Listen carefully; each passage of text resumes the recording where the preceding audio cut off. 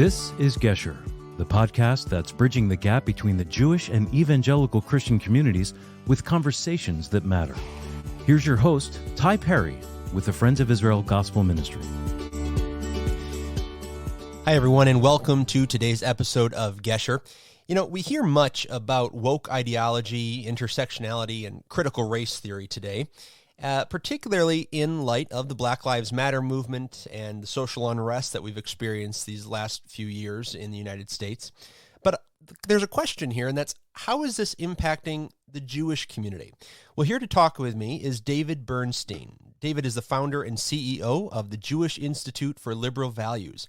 The mission of that organization is to support liberal principles of free thought and expression, advance viewpoint diversity, counter the imposition of the critical social justice ideology in the Jewish community, and to highlight and oppose novel forms of anti-Semitism emerging from this ideology.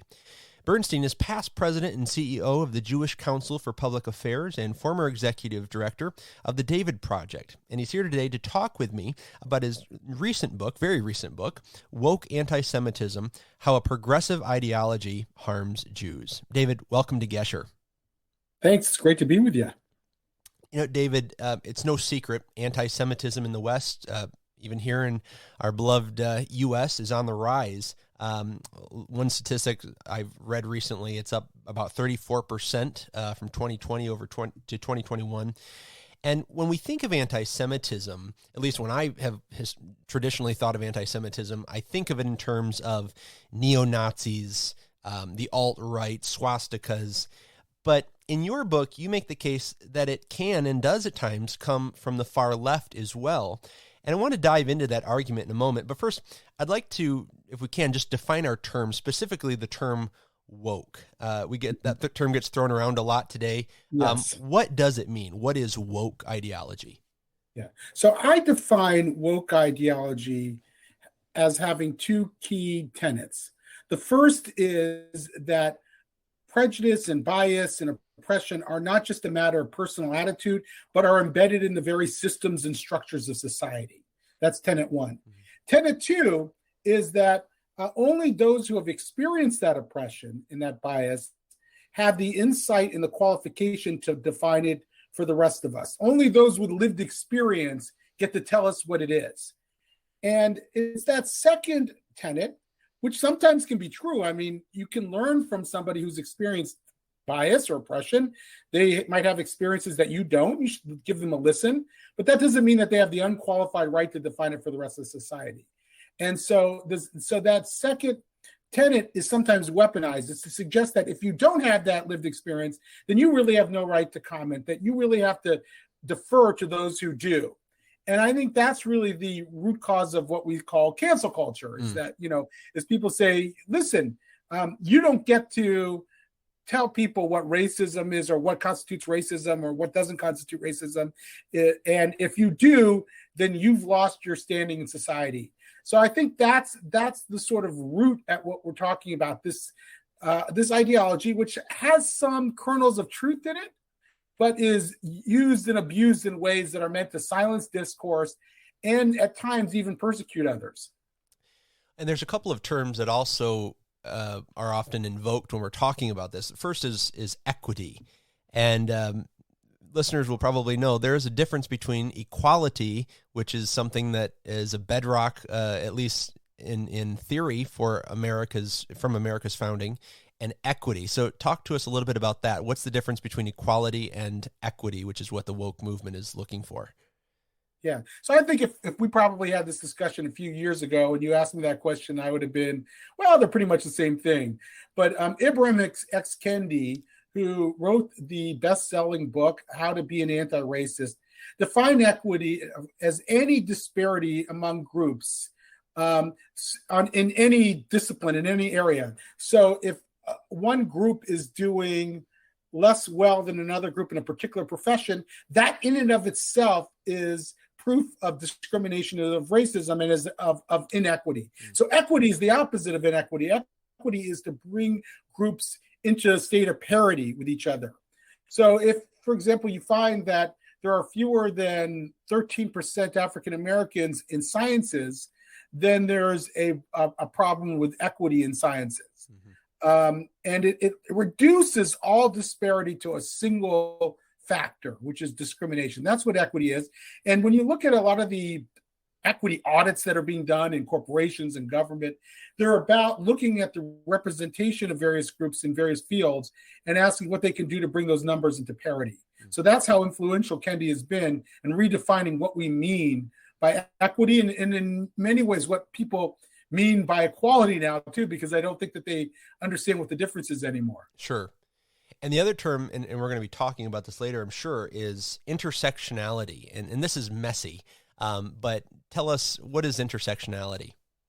Yeah. So if you look at the original meaning of intersectionality that was coined by Kimberly Crenshaw, who's an academic, a law professor, it was the idea that if you were a Black woman, there was no category for you under the law. So if you were discriminated against because you were both Black and a woman, rather than either one of those two, the law didn't actually cover you in that way, and you wouldn't qualify for the anti-discrimination law. So it was found a loophole in the law. Over time, what that's been used, that framework's been used to mean is that you can face double jeopardy as a minority or oppressed group. So if you're both Black and disabled, you may face added risk or added discrimination or added oppression because you cross categories, and that those categories of oppression reinforce each other in a way that make you even more at risk for oppression and discrimination.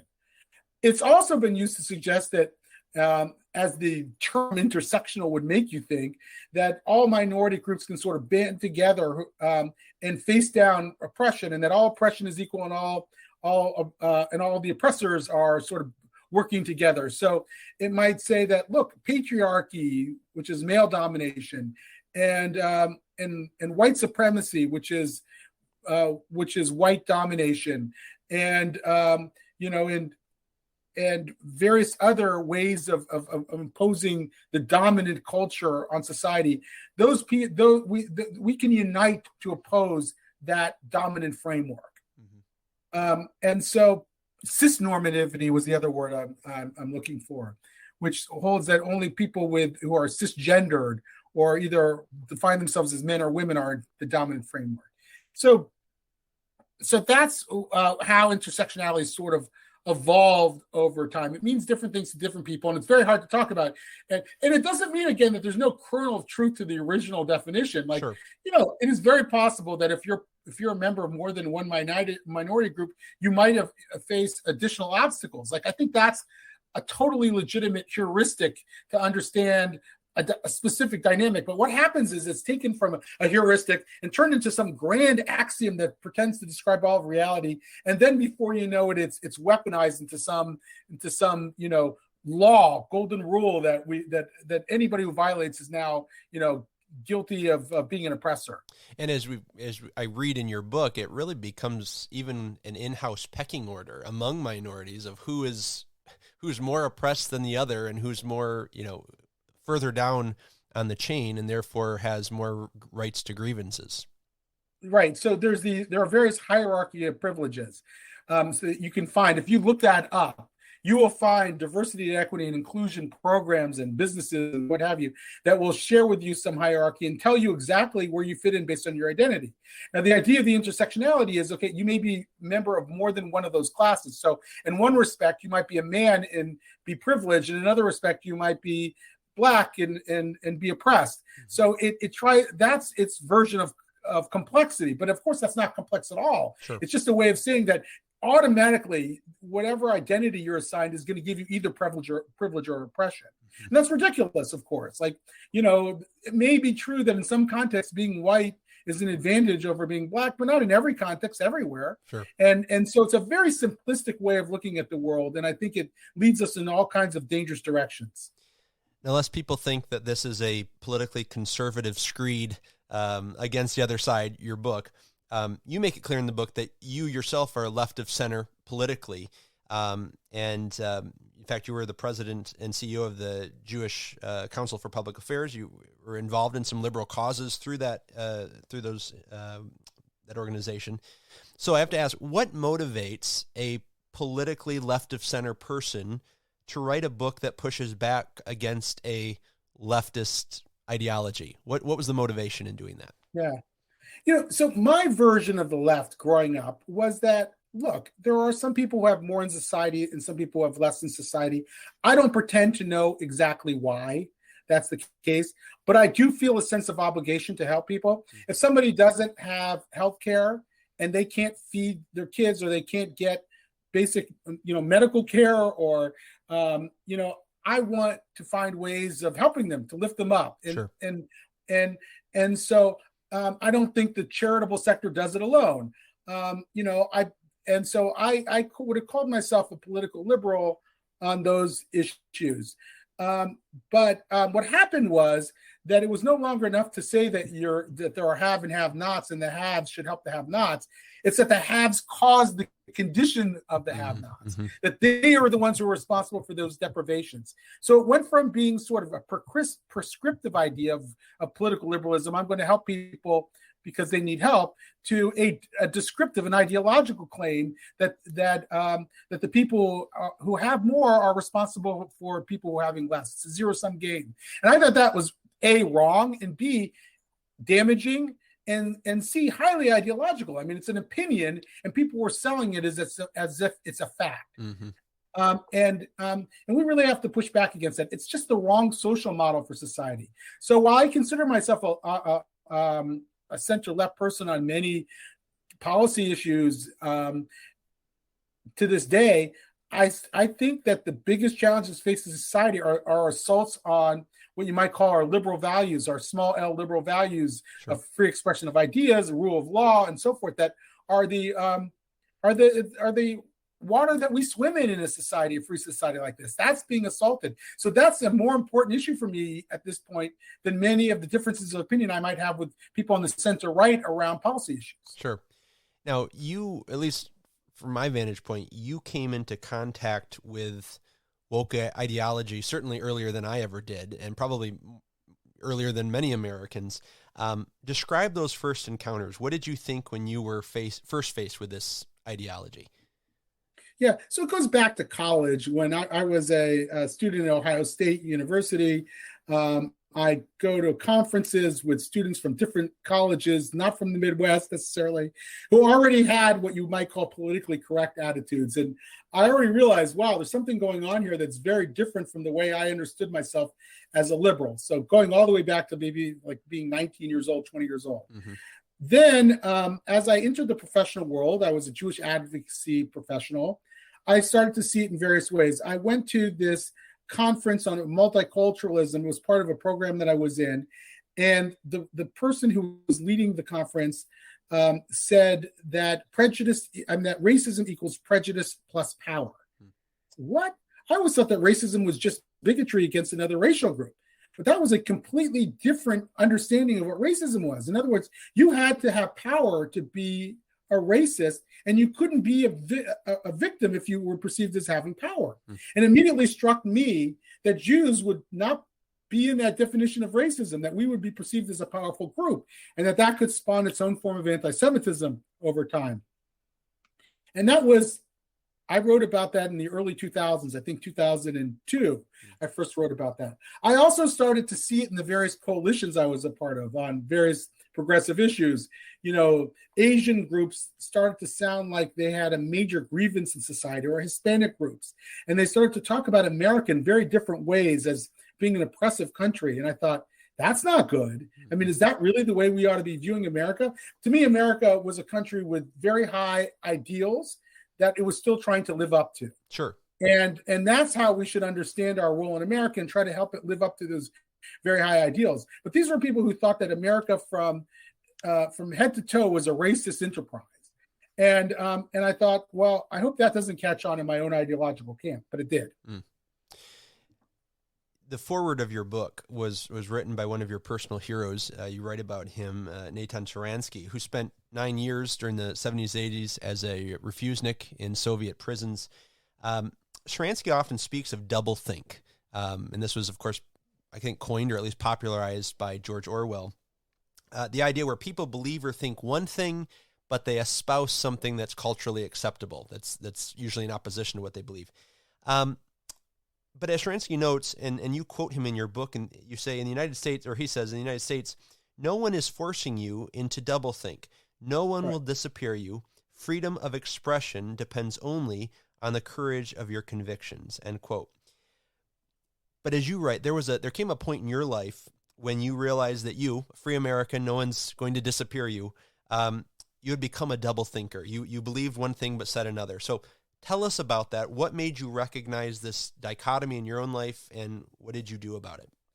Yeah. Well, first of all, last night I was watching a little bit of the World Cup soccer coverage. I'm not a big soccer fan, but I want to know what's going on. And I saw that the Iranian team band together and refused to mouth the words to their own national anthem. And many Iranians who were at the game cheered them on. And I was thinking to myself, what an incredibly brave act of these soccer players. I mean, they could be putting themselves at risk, their families at risk. The Iranian parliament voted to execute 14,000 Iranian prisoners, political prisoners. I mean, just mind-boggling. And the courage it took to do that, to me, was just so inspiring. Yes. And then I think about our own lives and how people are scared to express a point of view or to demonstrate some dissent when people might call them out for something. And I think, wow, we really need to find our courage in this, or we're giving into these sort of totalitarian sentiments. So I've probably been more outspoken than most and willing to express my views about these things and my concerns about them. But, I had to hold my tongue, particularly in my last job. I was the head of a Jewish organization that is an umbrella to other Jewish groups. And some of those Jewish groups were sort of quite woke on the political spectrum.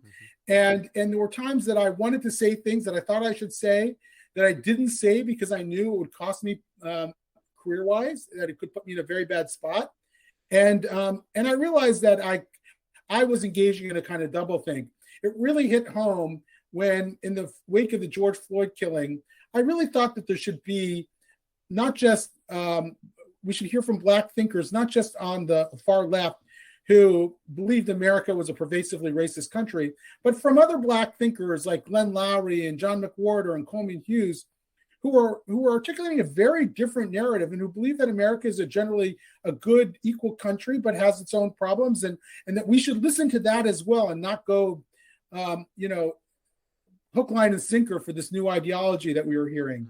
Mm-hmm. But I didn't push hard for it because I knew I would lose, or I thought I would lose. Maybe I was wrong. Maybe I could have won, but I didn't push hard for it. And that made me a double thinker. And I realized that I could not sustain that forever. Well, I want to talk now about the wokeism, anti-Semitism connection. You spend quite a bit of time in your book detailing the problems with woke ideology, particularly as it has infiltrated Jewish organizations that you've worked with. You quote writer Dara Horn, and I want to read this for listeners. Dara Horn, by the way, if you haven't read any of her writing, she's brilliant. But she writes this. She says, "Since ancient times, in every place they have ever lived, Jews have represented the frightening prospect of freedom. As long as Jews existed in any society, there was evidence that it, in fact, wasn't necessary to believe what everyone else believed, that those who disagreed with their neighbors could survive and even flourish against all odds." And after quoting that, you write, "A society that begins to make it harder for people to express their beliefs is an ominous indicator that the society could turn on its Jews." So unpack that for us. I've heard often that the Jewish people in any society are the canary in the coal mine. And we think of that in terms of Nazi Germany and various fascist states. But how does that play out in a democratic society like our own? Yeah, I think that's exactly right. If you would ask me what is the number one risk of anti-Semitism and woke ideology, it's that our classical liberal democratic values start to erode in society. Jews do best in free societies, and they suffer in societies that are not free. The freer the society is, the better it is for the Jewish community. And Jonathan Haidt, the great social psychologist, recently wrote about the structural stupidity that he's seeing in American society. And by that he means like simplistic ideologies that are taking hold in America, on both the far right and the far left, that pretend to explain all of reality, and people buying into them in record numbers and starting to explain away very complex phenomenon in very simplistic ways. That's structural stupidity. Structural stupidity is not, as they say, good for the Jews.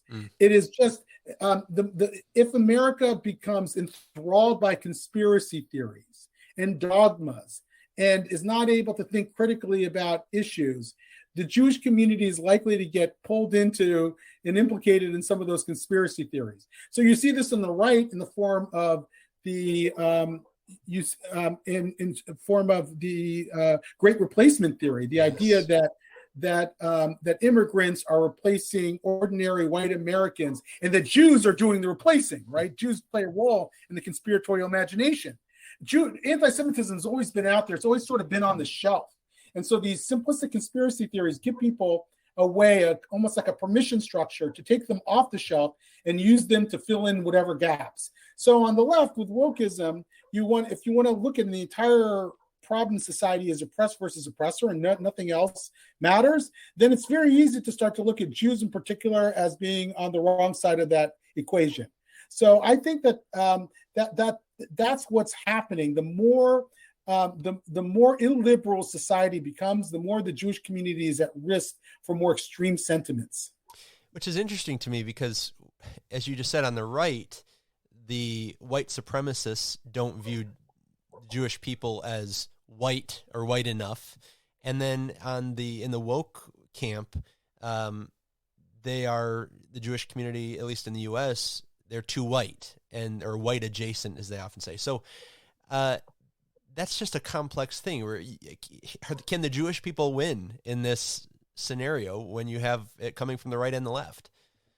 Yeah, so that's what anti-Semitism tends to do. It tends to associate Jews with whatever is bad in society. So if you think whiteness is a moral good, then Jews aren't white. If you think whiteness is a moral evil, then Jews are white. So Jews are sort of caught between those two ideological poles, but also those two views of whiteness, and are on the losing side of both. And you see that a lot. Jews are, by the way, very represented in almost every kind of ideological or social movement. So sure. If you believe that Jews created wokeness, and I've seen that, and there were Jews who did, then were involved with it, then you'll say Jews created wokeness. Though you'll ignore the idea, of course, that many of the leading opponents of wokeness are also Jews. Exactly. If you want to say that Jews are communists, yeah, you'd find a disproportionate number of Jews, but then you'd ignore the fact that there's a disproportionate number of Jews in capitalism as well. So, you're going to find Jews in every single ideological strain. We're going to be overrepresented everywhere. And that overrepresentation helps raise the conspiracy theorist's imagination. Mm-hmm. Mm-hmm. Well, how does this relate to anti-Zionism and the, I will call it the Arab conflict with Israel? Israel doesn't seem to have much of a conflict with the Arab community, but we hear the term colonialism a lot from the left in terms of Israel. So how does wokeism approach the Zionism and the conflict with Israel? Yeah, so there's been an ideology around for quite some time. I will call it post-colonialism. It's the idea that we have some countries in the world who are more successful than other countries in the world, right? And so, the global north is responsible for the oppression of the global south. And you saw this in the writings of Edward Said in Orientalism and the like. And if you were to go back to the year 2001 during the World Conference on Racism in Durban, South Africa, it became a virtual anti-Israel hate fest. I mean, it was really scary for the Jews who were in attendance. It got that angry, vehement, and threatening. Now, people didn't understand at the time, this was not just something that emerged from nowhere. It grew out of this post-colonial ideology that looked at the world in these very binary terms. And what wokeism is sort of this binary ideology applied domestically. And so what it does, so Zionism always was part of the sort of post-colonialist grievance. It emerged out of Soviet ideology, by the way, and the Soviets really turned it into an art form. And it was one of the ways that that they expressed anti-Semitism, and that caught on. The Soviet Union is a large country and one of the dominant forces during the Cold War, obviously, and that popularized it. So if you take post-colonialism and the grievances that come out of that, and you add it with the Soviet form of post-colonial anti-Zionism, you see that anti-Zionism emerges from that. Now, the fear is that you're taking this ideology, this binary thinking that's been applied to the whole globe, and now applying it to the United States, or to Canada, or to the UK, and you're saying, okay, we're going to condition people to think of the world in binary terms, oppressed versus oppressors. How are Jews going to be perceived in that binary framework, and how is Israel going to be perceived in the binary framework? And we already have evidence that the more likely you are to believe in this ideology, this oppressor ideology, the more likely you also find Israel to be the oppressor. It's just that simple. Yep. So if my kids in their public schools are learning an ideology, which they are, I mean, I just read the anti-racist audit that my kids' school, Montgomery County Public Schools, is doing. They're teaching kids to think this way. Mm. They're changing the software and the way our children understand the world. And they're going to grow up thinking in very different ways, and one way they're going to look at it, and you don't need to say Jews in Israel to condition them in a way that's going to make them think that Jews are oppressors and that Israelis are oppressors. Yes.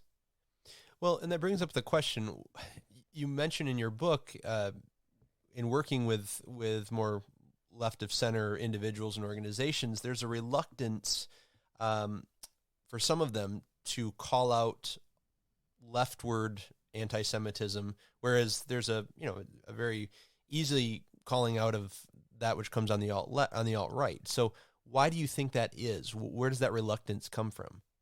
Yeah. So interestingly, people will call out left-wing anti-Semitism. What they won't do is identify the underlying ideology. Mm. So, for example, when they talk about right-wing anti-Semitism, when mainstream Jewish groups talk about right-wing anti-Semitism, they won't hesitate to talk about the ideological underpinnings, the replacement theory. When they even talk about Muslim anti-Semitism, they'll talk about Islamist ideology and the view of the Jew and the Christian as the infidels and the like.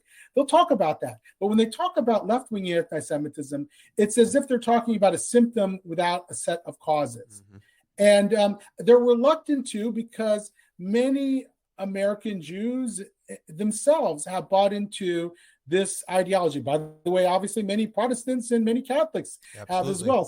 It's not just limited to the Jewish community. So if you've bought in, if you've signed on the dotted line on these issues, maybe in the wake of George Floyd, because it finally convinced you that you were wrong and others were right, or maybe just you want to be in line with the times, and then someone says, hey, by the way, that may be generating anti-Semitism, you may be in a state of shock or disbelief, because you now might see yourself implicated in spreading anti-Semitism. Mm. And that's why it's so hard to talk about. Yeah.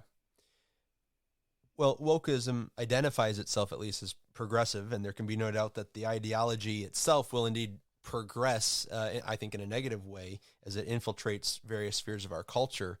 So what do you think, looking at your crystal ball, what will this mean for the Jewish community going forward? Yeah, so I think this is still in its early stages in many ways. Like the idea of equity is just now moving through society. Like a lot of organizations and companies signed on the dotted line of equity after George Floyd, but it takes a while. You get the audit, you do your study, internal review study, you hire a new DEI, diversity, equity, and inclusion director, you hire a consulting firm. It takes them a while. They do an analysis, and then a year, 2, 3, 4 years later, that starts to become implemented in your daily lives and your business. So I worry about the future more than I do about the present. I think it's already damaging in the present, but I think if we can't stem the tide of this ideology, it's going to even be more damaging in the future. It also, by the way, brings up the worst on the far right as well. So if you're telling everybody who's white that they're privileged and they're living in a opioid-infested city and former manufacturing town, they're going to be very resentful at that idea, and it might lead them to their own identity politics, sort of a white identity politics on the right that can be very racist in nature and bad for the way that they see the world and they do politics. So I worry that we're entering this really vicious cycle that is already polarized, but is going to become even more polarized in the years ahead if we can't put a stop to it. The problem is that we might be able to win politically. In other words, like you might be able, if put to the political test, most Americans don't like this. Mm-hmm. Most minority communities, by the way, don't like this either. So you might win at the polls, but what I'm finding is that institutions are way downstream from politics, that institutions really bought into this. And it's very hard to sort of reverse course once you've actually signed up for it. You've hired people, you've made certain institutional commitments, and now you're sort of stuck with the ideology. And I worry that that's going to be a generational challenge. Yeah. Well, David, I have to admit, as a white male, heterosexual, conservative, Zionist, evangelical Christian, whatever identifiers you want to put in there, I'm toast by the woke's definition. I'm right. I'm privileged and I'm oppressive. But that notwithstanding, what can I do? What can other followers of Jesus who love the Jewish people, they love Israel, they take seriously the threat of anti-Semitism, what can we do to help your people face this ideology? Right. So when it comes to fighting anti-Semitism, I always say, start in your own backyard. So my backyard is the sort of liberal Jewish community. So even though it's harder for me, I'm making ex-friends along the way. Mm-hmm. I'm spending more time talking about it on the left than I am on the right, even though it's a problem on the right. Young evangelicals, by the way, are susceptible to the same ideological shifts as our young Jews and as our young people in general. Yes. And we see in the various polling and surveying data that there's a growing distance between young evangelicals and Israel. And so I think there's work to do there. And I know you're doing that work, and I could not appreciate it more. I also think that, part of dealing with this problem is right-wing anti-Semitism as well, and calling that out too. If most evangelicals are conservative, yes, talk about woke anti-Semitism, and I appreciate it, and I love to sell books, but I'd also love to make sure that evangelical Christians are calling out people who are demeaning to the Jewish community, or who buy into replacement theory, which I'm sure happens. Oh, yes. Call them out too, and deal with it on the right as well. Well, listeners, we've been talking with David Bernstein, the founder and CEO of the Jewish Institute for Liberal Values, and we've been talking to him about his recent book, Woke Antisemitism, How a Progressive Ideology Harms Jews. And David, I want to thank you for not only for your time, but also for this book and for the work you're doing over at JILV. I want to thank you for joining me today on Gesher. It's been wonderful to talk to you. Thank you very much, Tom.